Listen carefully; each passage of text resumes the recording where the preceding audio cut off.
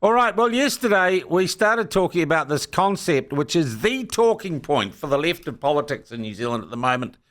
What is called the imported culture wars. And what is the imported culture wars? Anything the left wing don't like is an imported culture war. It is a phrase so popular in politics at the moment that we even have Chris Bishop and the Prime Minister, Chris Luxon, using it. And it really is a way for the left and the LGBTQIA plus whatever community to say we are sacred cows and you cannot touch us. One of those, most often now accused of importing the culture wars, is Winston Peters, the leader of New Zealand First. And he joins us to talk about this new catch cry in New Zealand politics. He joins us on the line now. Good to see you again, Mr. Peters. Good morning. Have you noticed how popular this phrase is amongst your political opponents at the moment? Imported culture war? Well, one could say it's surprisingly unsurprising.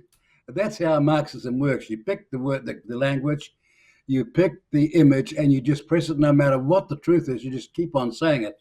And so the number of people listed as using that phrase, from Chloe Swarbrick, the whole lot, including Benjamin Doyle, this imposter in Parliament, are you all using the same language? And then, sadly, it's crept into some parties supposedly in the middle or on the right.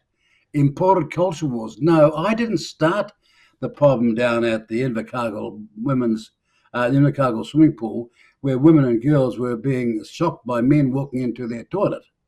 I didn't start. That's a long time, 5 years ago.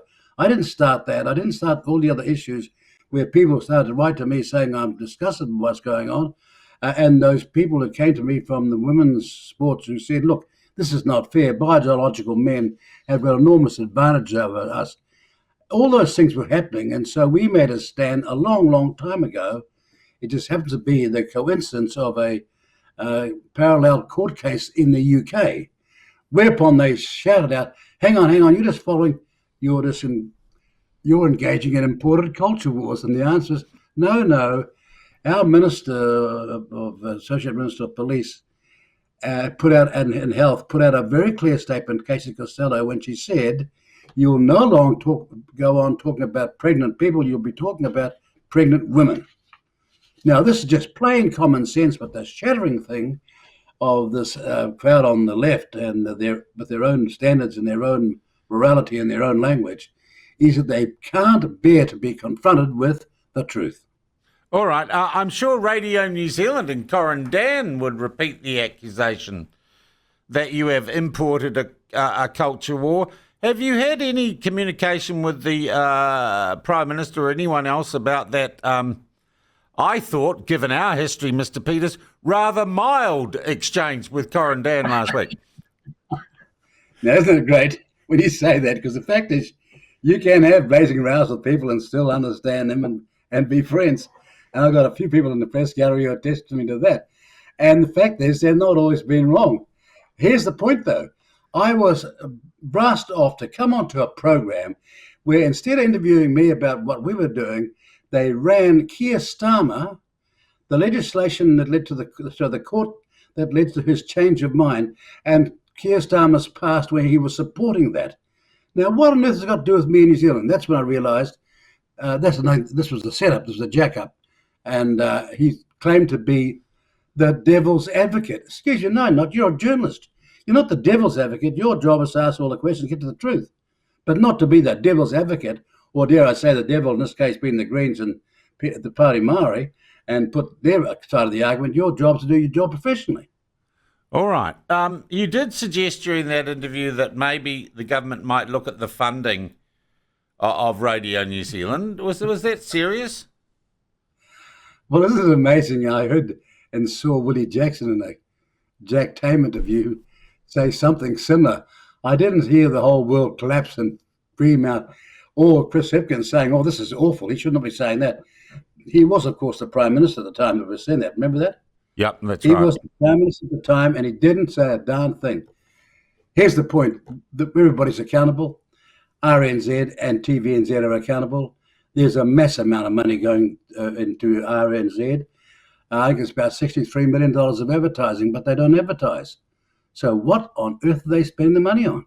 Yeah. Well, maybe you need some experienced board appointments, because I noticed that there are some positions coming up on the board of Radio New Zealand, and I thought I might have the requisite experience, to be honest. Wouldn't that be interesting?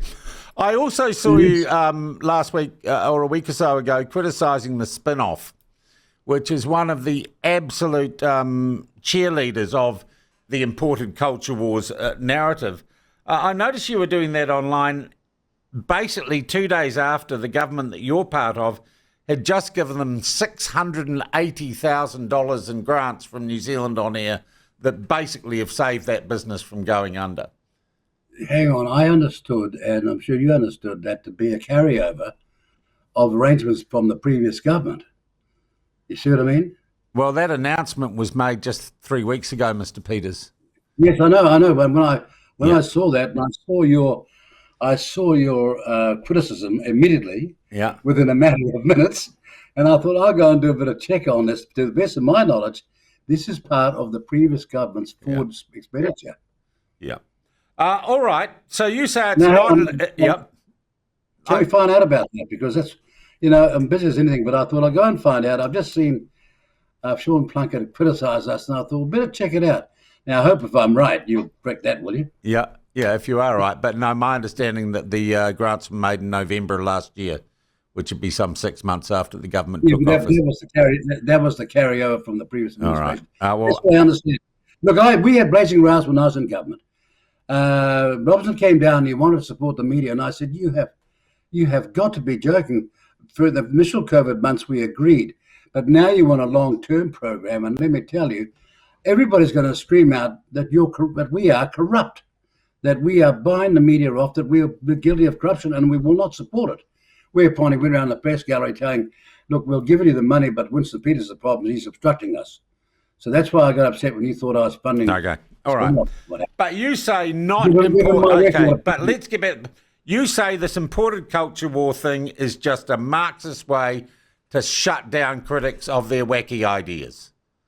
Yeah, of course it is. We've had women come into Parliament with petitions on this matter. And are they saying that they've imported people? No, they're not. They're all New Zealanders.